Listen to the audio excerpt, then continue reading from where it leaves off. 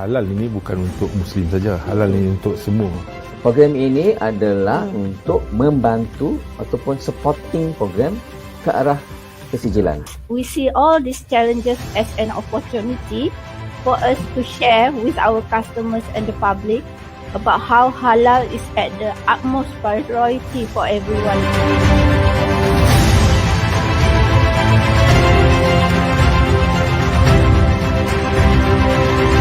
Memperkasakan industri halal untuk global. Kini Halal.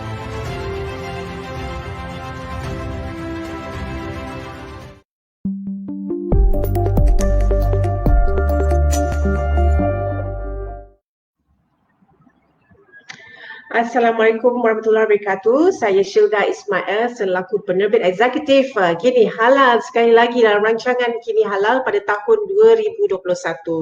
Kali ini kita ada satu topik yang seronok untuk kita bicarakan, iaitu suplemen atau ubat-ubatan halal.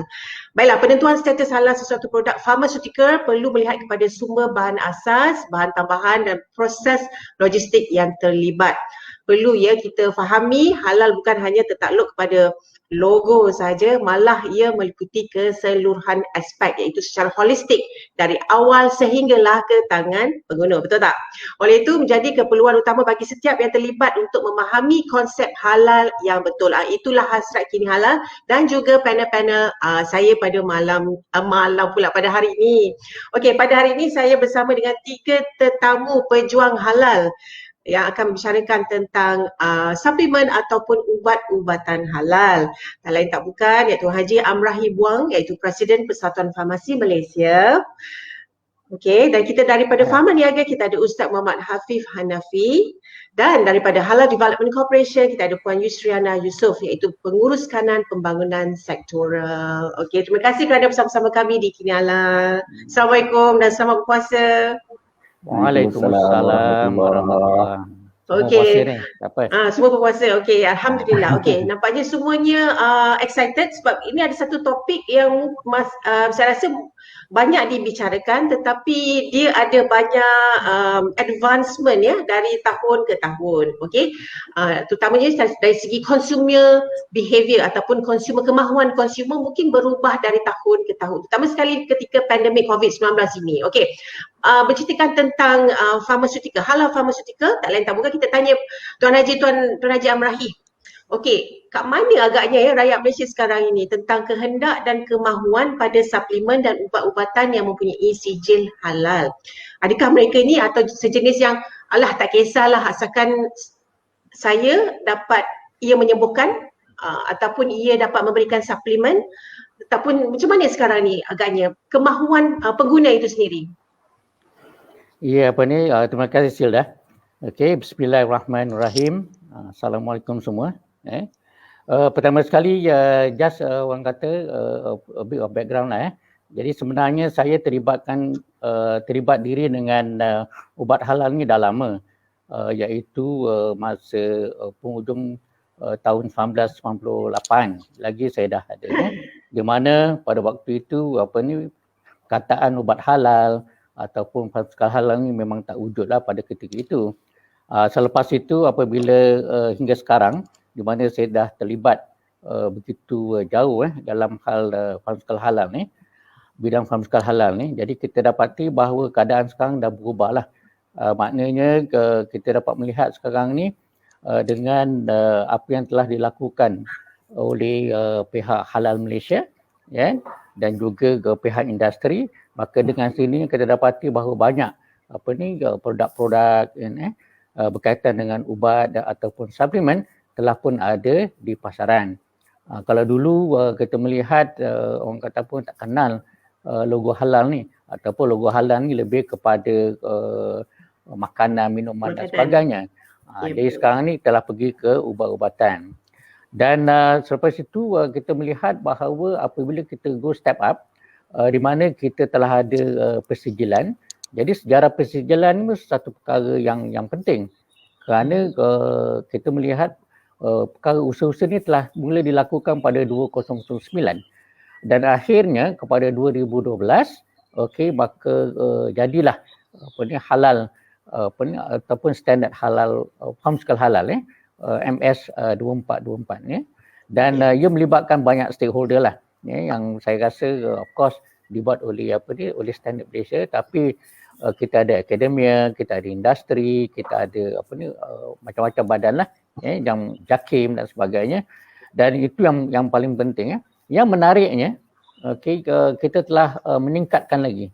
Maknanya sekarang ni kalau kata kita nak produce pharmaceutical halal ni, jadi kita dah ada standard.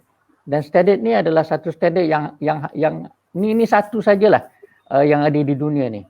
Tidak ada satu negara di dunia ni yang boleh mengatakan bahawa mereka apabila membuat ataupun manufacture ubat atau suplemen halal menggunakan satu standard seperti kita.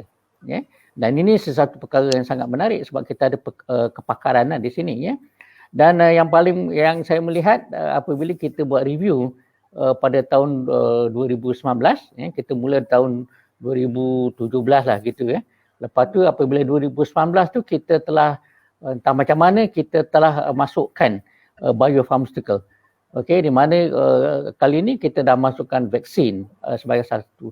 Seolah macam kita tahu wabak COVID-19 ni nak sampai di dunia ni kan. So ni adalah satu perkara yang kita lakukan. Jadi yang paling baik adalah sekarang ni kita mempunyai satu standard yang baik dan kita ada pemain-pemain industri yang bagus. Ya, kita ada sokongan daripada HDC, kita ada sokongan daripada KKM, kita ada sokongan daripada JAKIM dan sebagainya dan berbagai kementerian.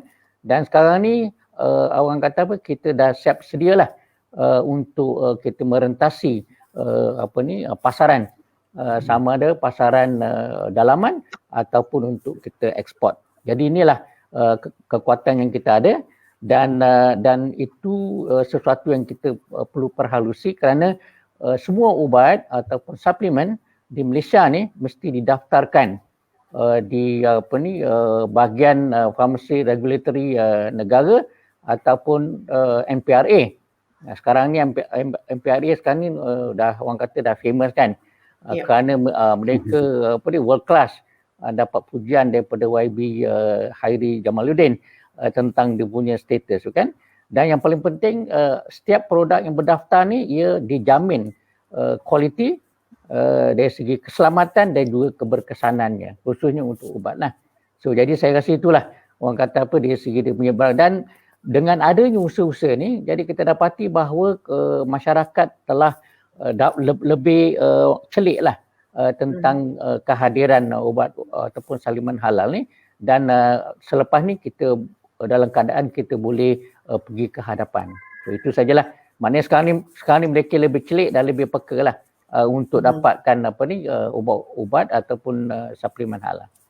Itu sudah. Okey, saya seronok dengan perkataan celik halal itu. Saya akan guna pakai perkataan tu Tuan Haji nak pinjam nanti. Okey, memandangkan rakyat Malaysia dah mula memilih atau mempunyai celik, orang kata celik halal, suplemen halal. Bagaimana pula dari segi HDC, pembangunan promosi halal dari segi sudut farmaceutical? Mungkin boleh memberikan gambaran rakyat Malaysia ni dia lebih memilih option ubat yang halal berbanding dengan tidak, dan bagaimana dengan pasaran di dalam negara sebelum kita pergi kepada luar negara? Okey, thank you. Terima kasih Ashir. Mengambil apa yang Tuan Haji cakap tadi, celik halal lah kan. Kalau kita undur ke belakang sikit, pada zaman-zaman dahululah, bila sebut pasal halal je orang kata makanan dan minuman. Tapi sekarang consumer memang sangat berpengetahuan. Mereka memang ada awareness sebab halal ni. Sebab tu dia orang dah start tengok pasal halal kosmetik lah. Sekarang halal pharmaceuticals. Jadi dengan kesedaran ini juga sebenarnya kalau kita tengok memang syarikat-syarikat pengeluar suplemen halal sebagai contoh Pharmaniaga lah kan. Ada orang beli. Mencatatkan revenue. So memang ada consumer memilih halal. Tidak kata saya tak nak ke, saya just because of sakit saya nak makan je suplemen. Tidak. Di situlah celik halal menggunakan perkataan Tuan Haji lagi lah. Consumer dah start guna. Jadi kat sini kita tengok kalau Malaysia sendiri kita eksportkan halal pharmaceutical ni dulu pada tahun 2018 mencatatkan lebih kurang 395 juta dah dijangka pada tahun 2025 naik kepada 438 juta. Ternyata memang ada consumer memilih halal. Alhamdulillah, terima kasih Puan Yusra. Jadi ekosistem farma halal ini patut kita wawarkan, terutama sekali dari segi celik halal, dari segi pengguna, dari segi pemain industri, dari segi Persatuan Farmasi Malaysia, dan juga kita tanya dari segi pemain industri pula, pengeluar, iaitu farma niaga. Ustaz Afif, macam mana pula dari segi kehendak pengguna Islam, ya, seperti yang dikatakan oleh Tuan Haji Amrihi dan juga Puan Yusriana, semakin celik halal tentang ubat-ubat yang mereka makan.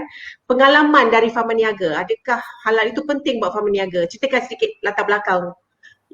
Farma niaga. Ustaz. Ya? Silakan Ustaz. Okey. Terima kasih Syilda sebagai moderator kita pada hari ini.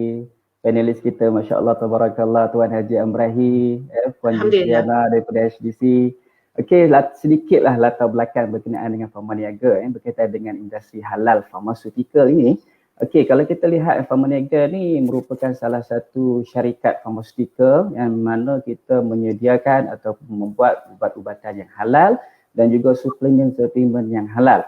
Okey, dan kita mempunyai fasiliti-fasiliti kita yang tersendiri daripada research center kita ada R&D team kita sendiri. Research and Development Center. Kita ada juga manufacturing site kita sendiri. So di Malaysia ni kita ada lebih kurang 6 kilang dan kita ada 1 di Indonesia. Okay? Jadi di farma niaga kita boleh dikatakan ada complete supply chain dalam pembuatan ubat-ubatan halal ini sehinggalah kepada customer. Sebab apa? Kita juga ada transportation kita sendiri dan juga warehouse kita sendiri yang berpusat di Shah Alam, di Bukit Raja.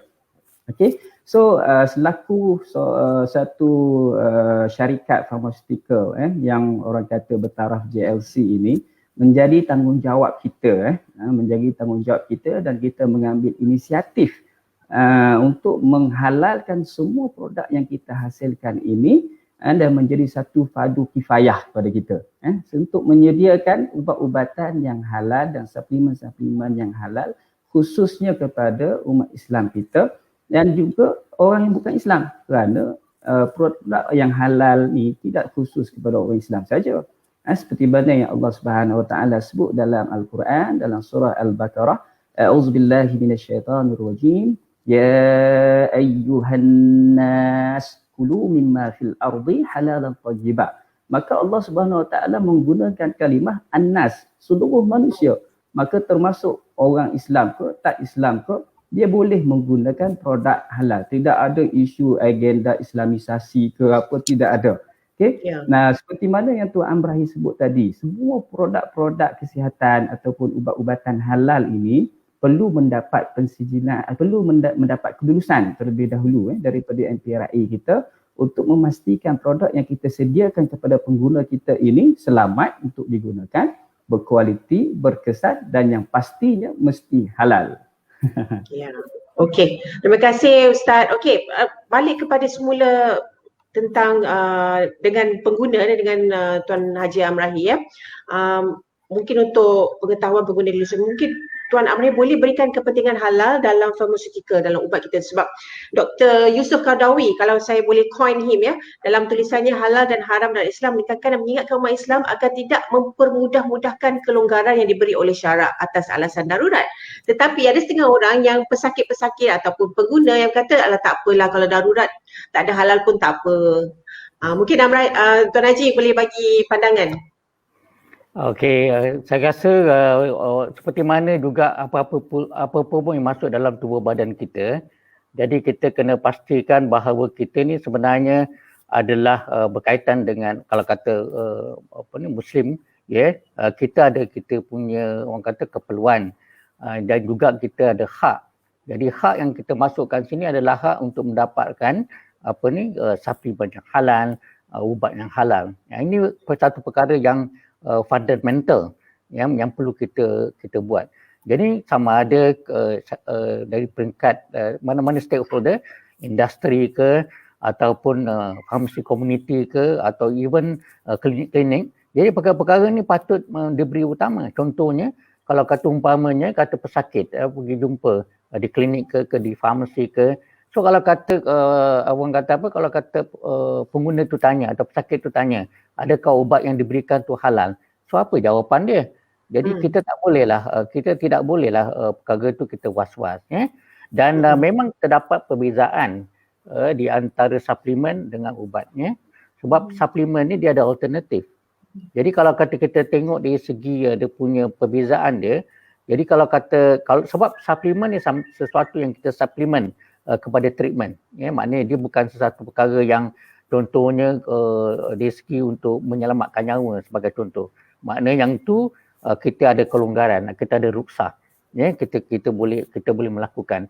Tetapi kalau suplemen tak boleh pasal dia ada alternatif. Itu sebab seperti mana yang disebut oleh Yusriana tadi dan juga Ustaz Hafiz tadi, maknanya demand tu dah ada, celik tu ada. Jadi makna perkara tu yang kita nak lah. Jadi yang ni yang pada saya sesuatu yang sangat penting, dan saya cuma nak bezakan. Okey. Kenapa kita kata bahawa halal ni adalah one step up ataupun satu nilai tambah, satu step yang tinggi. So kalau kata kita tengok dari segi sudut pembuatan ubat dan sebagainya, standard yang digunakan adalah apa yang kita panggilkan good manufacturing practice, GMP, ataupun amalan penghilangan yang baik. Tapi kita juga perlu tanya what's next. Kita kena pergi pada pemain industri, apa yang boleh memberikan mereka added value. Jadi itu yang kita nak offer supaya halal ni is the next level. Jadi maknanya itu sebab dalam proses pensejalan kita di Malaysia ni, apa-apa pun mesti didaftar dulu.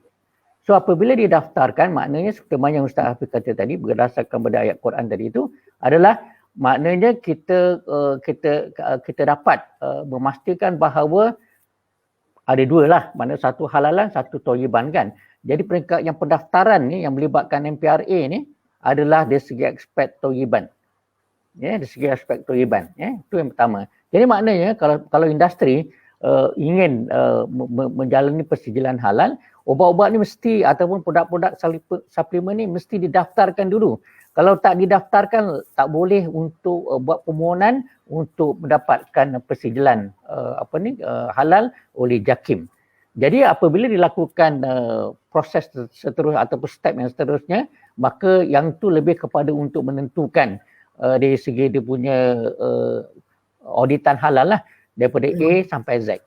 Jadi kita pun telah meletakkan satu konsep yang sangat jelas, iaitu kita panggil halal built-in. Jadi maknanya ini sesuatu yang sangat penting. Pasal apa? Kita tak boleh compromise.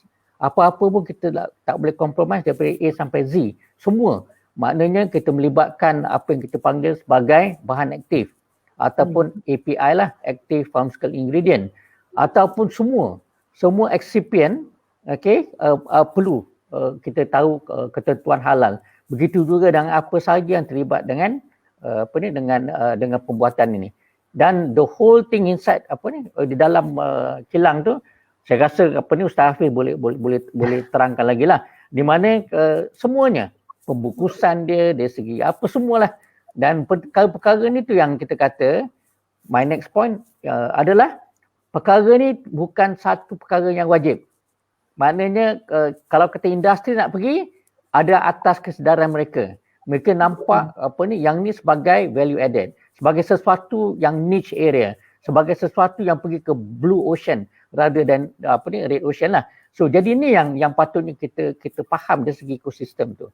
Dan saya rasa pemain industri di Malaysia ni dah siap sedialah untuk itu. Dan saya rasa tadi Yusrina pun dah share tentang volume di mana sebenarnya dari segi pharmaceutical halal kita ada sekarang ni ada nombor 1 di dunia.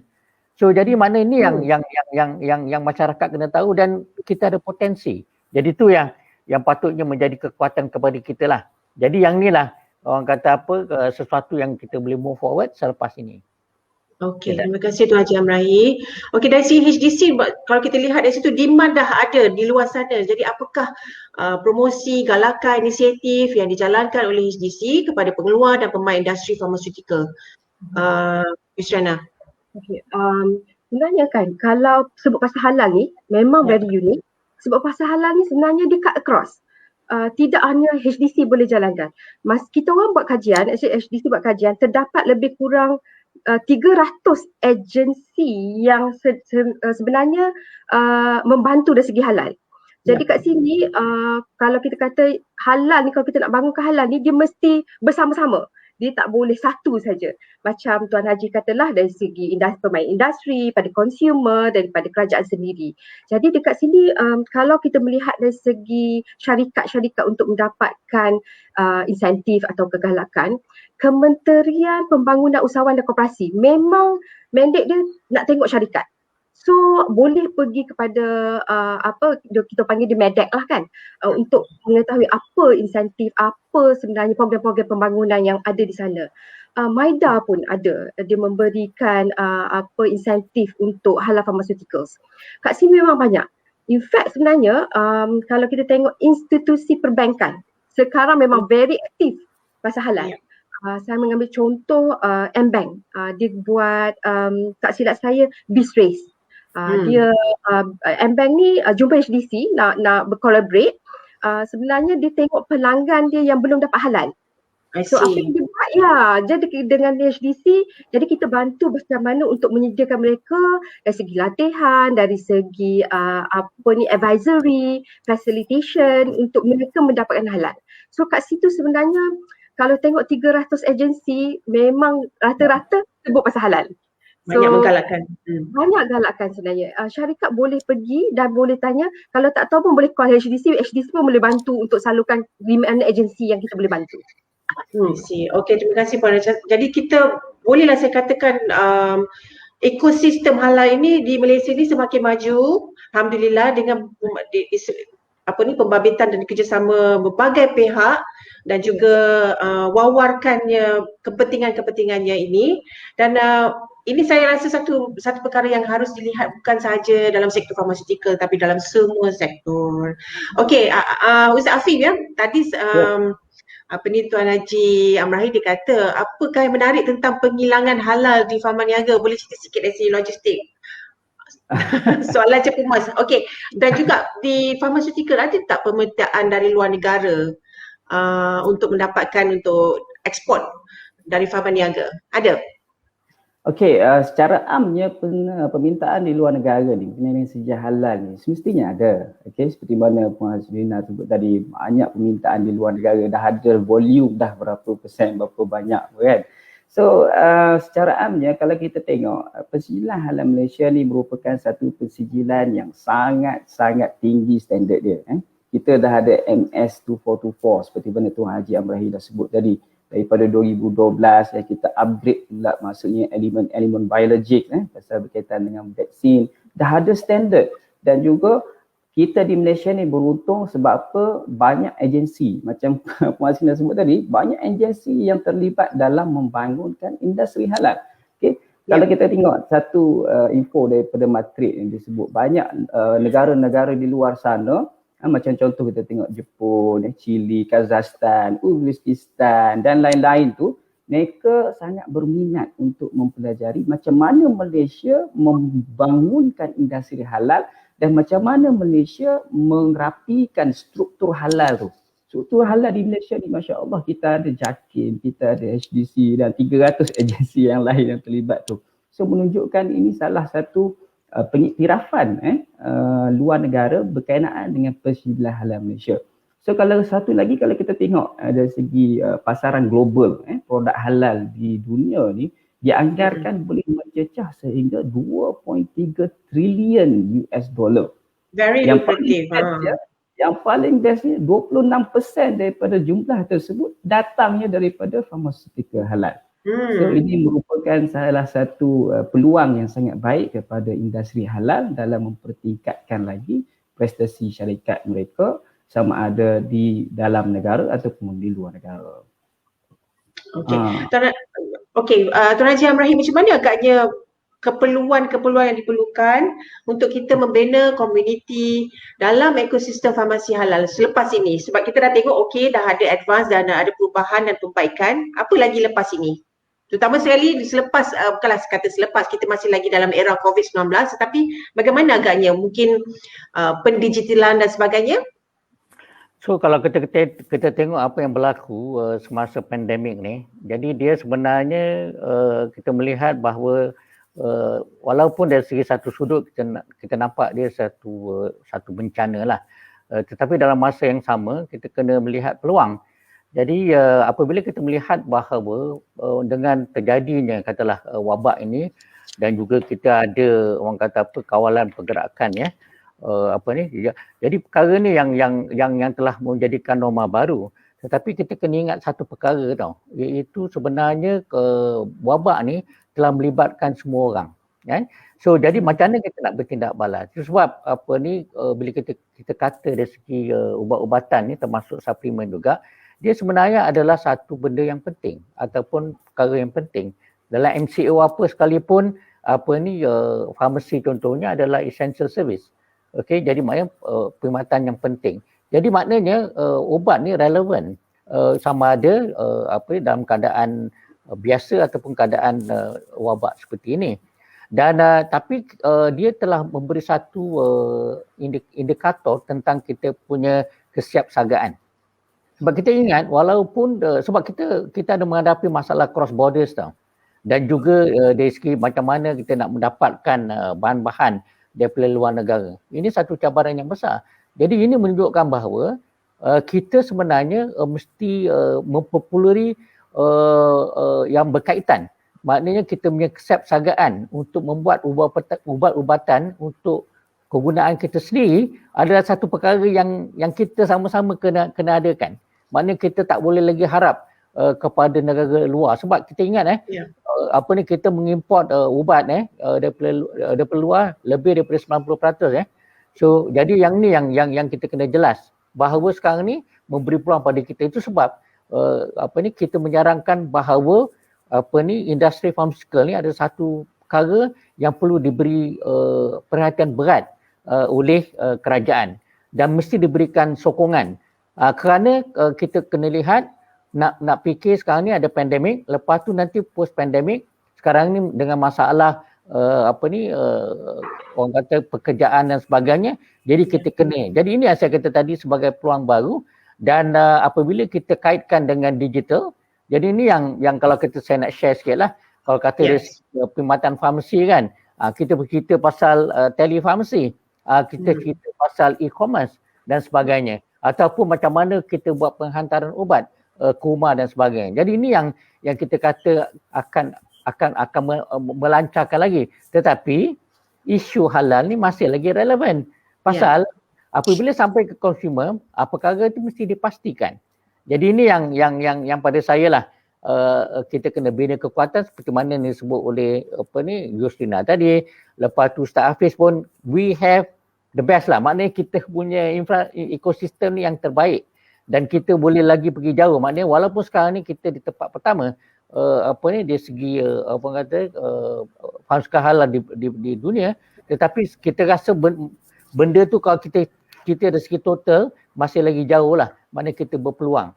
Jadi maknanya kita nak kita ada nak membuat peluang-peluang pekerjaan tu.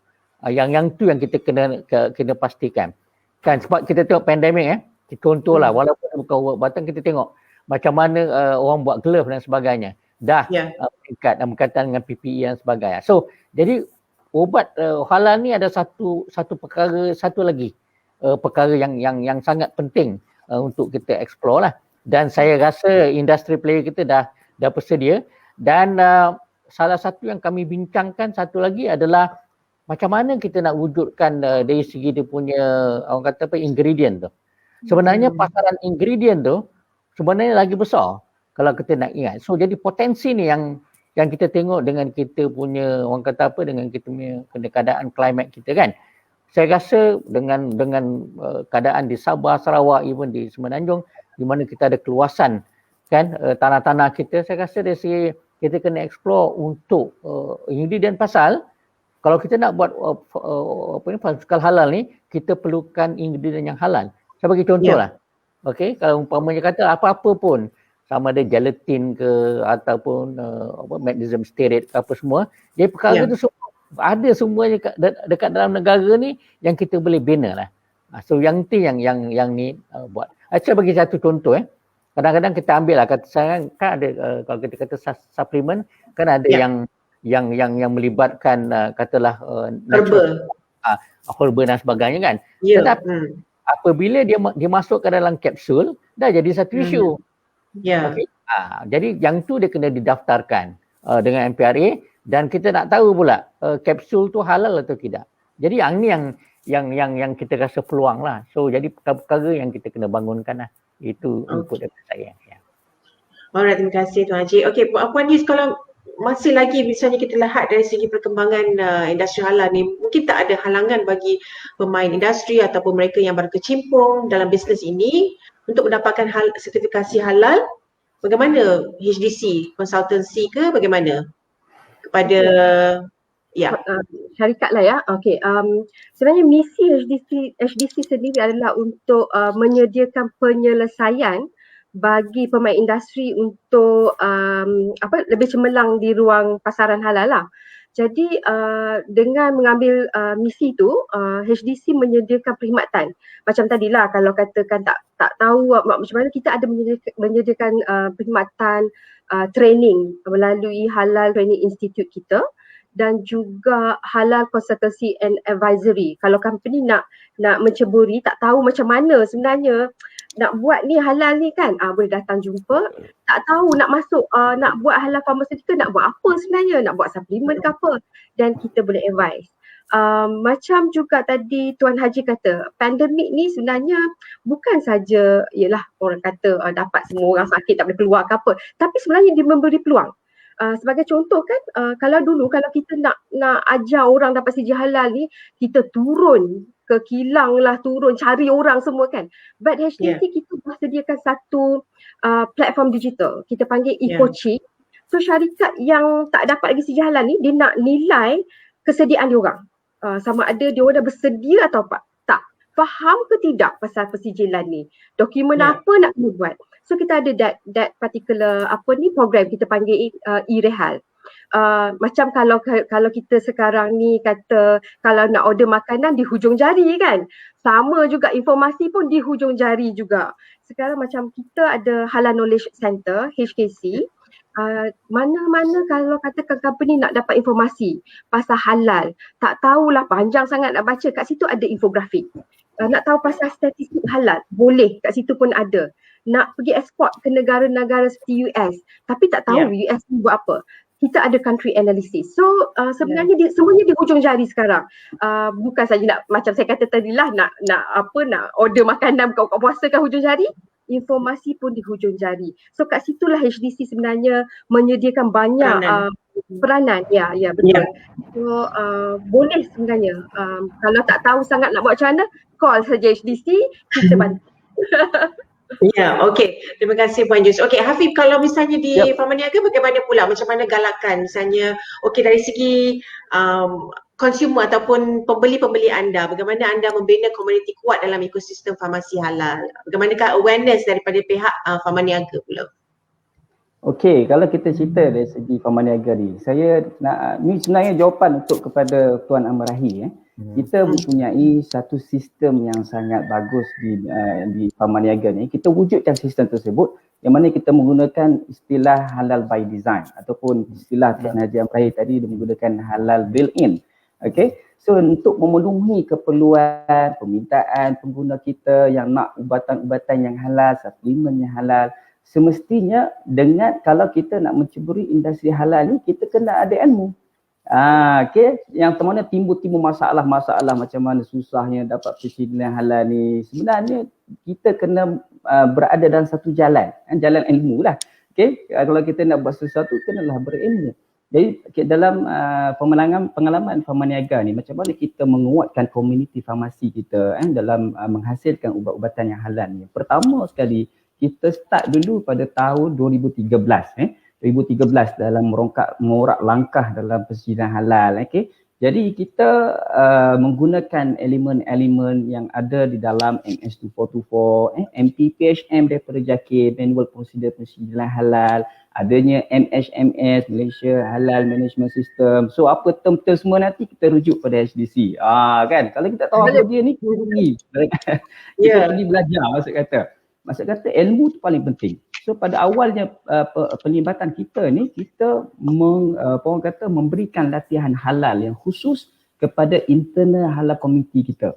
Okey, perkara pertama kita lantik siapa halal chairman. Kita lantik siapa halal eksekutif. Kita lantik ahli jawatan kuasa. Untuk apa? Untuk memastikan setiap aktiviti yang berlaku di Farma Niaga dari segi pembuatan ubat-ubatan ataupun suplemen halal ni memenuhi kriteria atau piawaian standard yang telah ditetapkan oleh autoriti. Okay, contohlah dari segi saya cerita sedikit lah Tuan Haji dari segi pengawalan bahan mentah. Pertama kita wujudkan halal polisi. Kita wujudkan SOP yang berkaitan. Okay, contoh dari segi tadilah pengawalan bahan mentah macam Tuan Haji kata tadi, kapsul tu. Kapsul gel ni orang kata EGC, empty gelatin capsule ni merupakan salah satu critical ingredient yang berada dalam pembuatan ubat-ubatan. Okay, kalau kita tengok satu kajian menarik, kajian ni yang dilakukan oleh USM oleh seorang profesor tu mengatakan bahawa 30% daripada 100 ubat itu yang mana sumber gelatin kapsul itu datangnya daripada porcine base. Ini sangat penting. Jadi kita sebagai sebuah syarikat yang menekankan isu halal ni, so kita kena make sure that every ingredient termasuklah gelatin tadi itu semestinya datang daripada sumber yang halal. Kita adanya evaluation form kita, macam mana material datang daripada negara mana, sertifikat halal ada atau tidak, dokumen-dokumen sokongan ada ataupun tidak. Dalam masa yang sama kita educate kita punya supplier. Kadang-kadang banyak industri dia kata susah nak dapat sijil halal ni sebab bahan mentah susah nak dapat. Kadang-kadang supplier tu sendiri kadang-kadang tak faham benda halal ni. Kan? Jadi kita mengambil ini, kita panggil supplier, pembekal kita educate dan kita jemput HDC, kita jemput JAKIM untuk memberikan ilmu berkenaan dengan halal tersebut. Dan alhamdulillah kita letak satu goal di Farma Niaga pada masa tu, dalam masa setahun kita mesti dapat sijil halal. Alhamdulillah dengan komitmen syarikat kita, management kita, daripada pekerja-pekerja kita, alhamdulillah dalam masa setahun tu kita dapat pada tahun 2014. Kan? Okey, baik, kita teruskan soalan. Terima kasih Ustaz. Okey, nak teruskan tentang isu, bukanlah kata isu, itu bincang-bincang jugalah tentang vaksin halal. Baru ini saya terbaca Tuan Haji. Saya baca tentang pihak Persatuan Farmasi saran mengeluarkan sijil halal untuk vaksin COVID. Apa rasionalnya Tuan Haji? Okey, jadi kita kena ingatlah, okey, apabila kita sekarang ni dalam menghadapi wabak ni, jadi dengan sendirinya pada kali ini wabak kali ini ataupun global pandemic ni, kita telah berpeluang untuk menggunakan vaksin ya. Maknanya selepas genom yang berlaku genom untuk coronavirus ni telah dijumpai di China. Jadi kita melihat bahawa apabila genom itu telah diketahui, maka kita melihat satu effort daripada seluruh dunia respons kepada genom tersebut. Jadi maknanya kita ada saintis-saintis yang buat research untuk mencarikan vaksin. Kedua, ada support daripada kerajaan-kerajaan di mana kalau tak ada support daripada kerajaan-kerajaan, maka perkara ni tidak boleh berlaku. Dan pada ketika itu juga ada support pula daripada pemain industri. Kalau tidak ada ketiga-tiga ni, perkara ni tak boleh berlaku. Walaupun pandemik ni baru, tapi respon kali ni sangat unik. Di mana dengan gabungan, kalau tidak ada pandemik ni, perkara ni tak berlaku. Jadi ini yang kita kena ingat. Jadi kalau kita tengok approach yang diambil, maknanya kita tahu bahawa kita dah tahu bahawa akan ada timbul isu penolakan vaksin. Akan berlaku isu penolakan vaksin. Jadi dan disebabkan oleh isu halal. Jadi benda ni pada saya bukan satu perkara baru. Perkara ni telah kita kena pasti. Satu perkara yang besar even untuk vaksin-vaksin sebelum untuk penyakit-penyakit sebelum ni lah. Maknanya kalau kita kata apa-apa program imunisasi kerajaan di negara-negara lain pun ni ada menjadi satu isu yang besar tau. Jadi kita ambil contoh apa tindakan yang telah diambil oleh Indonesia. Okey. Di mana Indonesia apa yang dia buat, dia tahu masyarakat ataupun populasi di Indonesia tu masyarakat orang Islam kan ramai. Maknanya 95%, ya. Jadi awal-awal lagi dia ambil tindakan strategik di mana dia pergi buat kolaborasi dengan China. Maknanya daripada awal-awal lagi dia dah pergi ke sana.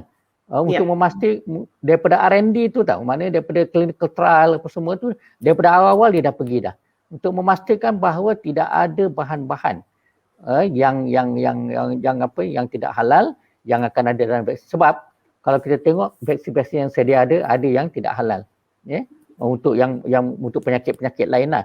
Jadi apa yang berlaku akhirnya apabila perkara itu selesai, teman-teman pun melakukan clinical trial dan rakyat Indonesia pun terlibat sama.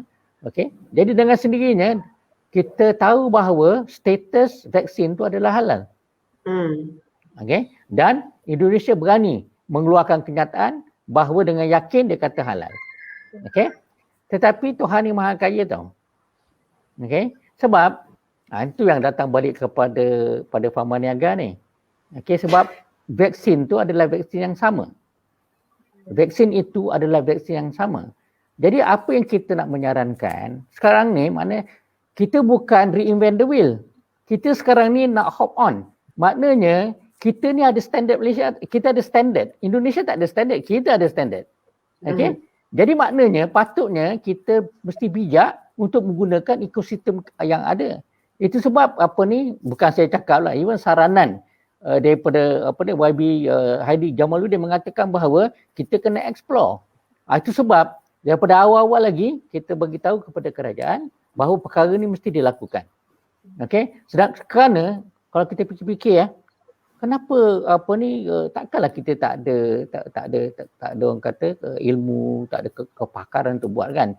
Kadang-kadang saya boleh fikir macam mana Vietnam boleh keluar 2 vaksin COVID-19. Okey, Thailand pun akan keluar. Malaysia tak apalah, kita mungkin tak sempat nak pergi route ke sana. Tetapi di depan mata kita ni Allah dah beri pada kita. Makna perkara ni kita dah boleh develop. Itu sebab daripada awal-awal lagi saya menyarankan bahawa kita go through. Maknanya apa yang dibuat dua-dua kita pakai. Maknanya kita registered, okay, at the same time terus kita buat aplikasi lah kepada JAKIM untuk kita lakukan. This is everyone kena involve lah, mana semua kena pihak. Dan akhirnya dapatlah nanti halal certified JAKIM yang kita idam-idamkan selama ni. Lepas itu pula kita next step. Okay, kita boleh bagi kepada rakyat kita. Tak menjadi masalah sebab sekarang ni kita ada capacity untuk buat di dalam negara kita. Okay. Tetapi peluang yang lebih besar lagi apabila kita nak ekspor. Seperti mana yang saya sebut tadi. Jadi perkara ni bila saya melihat kalau kita tidak ambil peluang ni, maknanya kita menunjukkan bahawa kita tak peka lah. Jadi maknanya saya nak menyeru kepada kerajaan. Okey, sensitif perkara ni. Dan saya tahu bahawa semua saya rasa ahli parlimen kita semuanya menyokong. Sama ada dia di pihak kerajaan ke, sama ada di sepak perbankan, mereka tetap akan sokong perkara yang baik macam ni kan. Sebab kita nak pulihkan ekonomi kita. Jadi pada saya, seolah macam perkara itu telah dihidang kepada kita, let's do it. Itu saja yang perlu kita lakukan. It's not a big effort anymore. Sebab kita dah ada pengalaman kan. Dan kita boleh lakukan. Sebegitu jugalah selain daripada Farman Niaga yang buat dengan China, kita melihat dua farma pun ada juga dengan Russia. So jadi benda-benda macam ni sebenarnya banyak lagi yang kita boleh lakukan. Dan kita, macam saya kata tadi lah, kita nak kena create employment. Kita nak kena besarkan perkara ni. Ya, jadi perkara-perkara ni mudah dan banyaklah. Maknanya dia punya peluang tu cukup besar lah.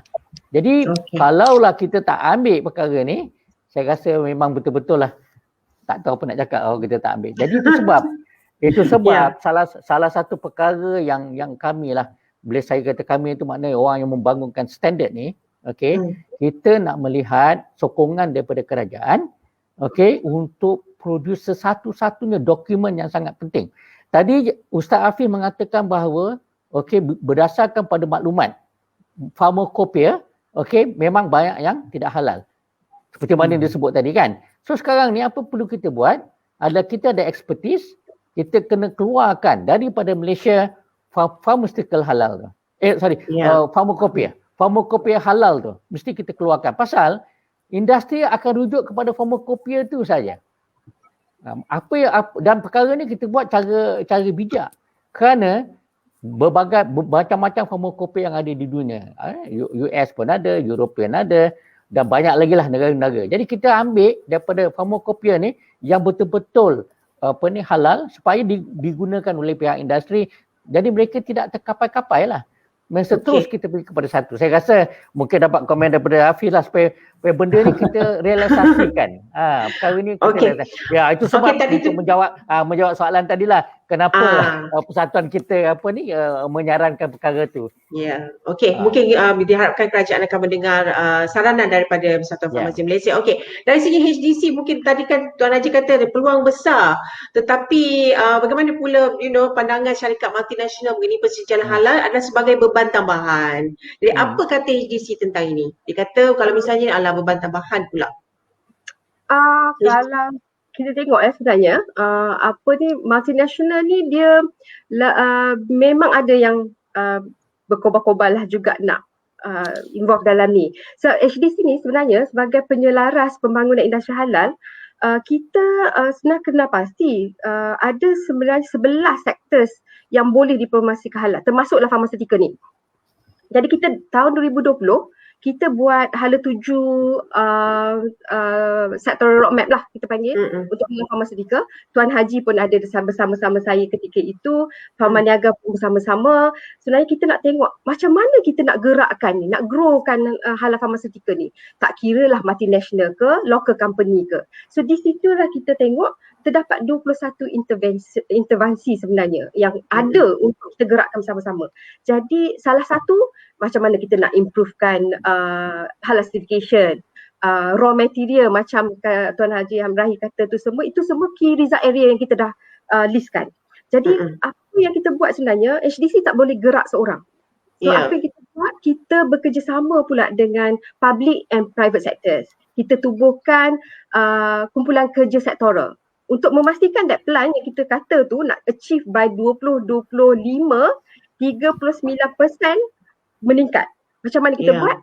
Kita dengan bersama-sama, berkolaborasi bersama-sama memastikan. In fact, kita dah start, dah 4 kali dah bersidang, dah tengok dah kat mana sebenarnya, even vaksin pun ada dalam tu, kita tengok macam mana nak gerakkan. Kalau tak, tinggal angan-angan je lah.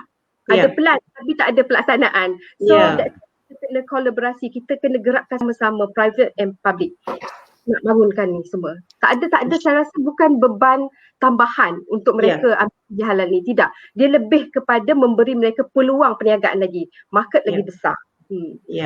Alright. Mungkin Ustaz Afif dari segi situ galakan untuk mendapatkan halal itu dah jadi inspirasi kepada di luar sana, pemain industri di luar sana dan pengeluar ubat-ubatan. Mungkin boleh berbagi nasihat ataupun berikan testimonial daripada Pharmaniaga. Nasihat dan inspirasi lah daripada Pharmaniaga. Okey, alhamdulillah Pharmaniaga telah mendapatkan persetujuan halal bagi semua produk-produk kita. So nasihat saya kepada para pengeluar di sana yang membuat produk ubat-ubatan halal ataupun suplemen-suplemen yang halal, dengan arus teknologi yang ada ni, gunakan sebaik mungkin. Itu yang pertama. Yang kedua, kalau kita tengok sekarang ni usahawan kita, peniaga-peniaga kita ni bijak mengambil peluang. Sekarang ni kalau tengok banyak suplemen-suplemen halal tu dijual secara online. Kalau kita tengok sekarang ada platform-platform online yang ada. Tapi nasihat saya yang pertama sekali sebagai sebuah pengeluar, kena pastikan produk yang kita nak jual tu, yang nak bagi orang makan tu, nak bagi orang guna tu, mesti mendapat kelulusan dulu daripada MPRA. Itu paling penting tu. Nak memastikan produk tersebut adalah selamat untuk digunakan. Berkualiti dan juga berkesan. Dalam masa yang sama mestilah bagi dia halal, dapatkan persetujuan halal. Sebab apa? Dah cerita panjang lebar dah tadi permintaan orang ramai berkenaan dengan halal. Kita bayangkan, saya bayangkan kita seorang pesakit pergi ke hospital jumpa doktor. Doktor dah diagnose apa semua okey, you kena makan ubat ni sekian-sekian. Okey. Farmasis pun bagi ubat tersebut. Pernah tak kita tanya farmasis tersebut apa ingredient yang digunakan untuk produk ni ya? Pernah tak kita tanya? So ini merupakan salah satu perkara yang penting informed choice Tuan Haji Ibrahim, informed choice ni mana kita ada hak untuk bertanya apa sahaja produk yang kita nak makan, melainkan tak ada alternatif lah Tuan Haji. Yang life saving product and so on. So pastikan benda tu halal dan mestilah mendapat kelulusan daripada MPRA terlebih dahulu. Kalau tidak dia menjadi masalah, bukannya menyembuhkan dengan izin dengan menyembuhkan pasien tersebut, tapi memberikan lebih mudarat yang lebih teruk kepada pesakit tersebut. Nauzubillah min dzalik. Okey. Alright, terima kasih Ustaz. Nampaknya kita sudah bersiaran lebih daripada 50 minit. Alhamdulillah, terima kasih di atas diskusi yang sangat bernas hari ini. Alhamdulillah saya juga seronok dengan perkataan dengan celik halal. Semoga kita akan celik halal dengan episod-episod yang lain. Saya ini ingin mengucapkan ribuan terima kasih kepada Tuan Haji Amrahi kerana bersama-sama kami, HDC Puan Yusriana dan juga Ustaz Hafiz kerana bersama hari ini kita bincangkan topik ni secara orang kata fasad, secara intro dulu. InsyaAllah kalau mungkin ada masa yang lain, peluang yang lain, kita akan bersama-sama. Baiklah, itu saja dari saya Shilda Ismail. Pastikan anda terus share dan juga follow dan berikan komen-komen yang positif komen-komen yang membina di bawah sini, di bawah caption saya, untuk kita sama-sama celik halal. Satu, untuk sama-sama kita membina ekosistem halal. Okey, kalau kita sebagai pengguna, kita boleh buat pilihan dan supaya pastikan kita memakan sesuatu yang halal insya-Allah. Saya Shilda Ismail sebagai penerbit eksekutif Kini Halal. Salam hormat dan assalamualaikum. Waalaikumsalam warahmatullahi wabarakatuh.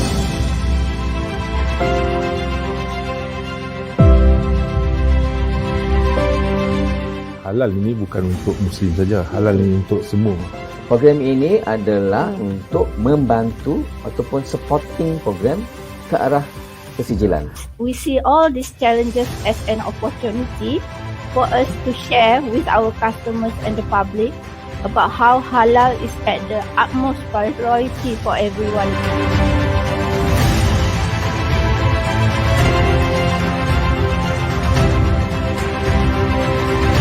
Leveraging on growing halal industry globally. Kini Halal.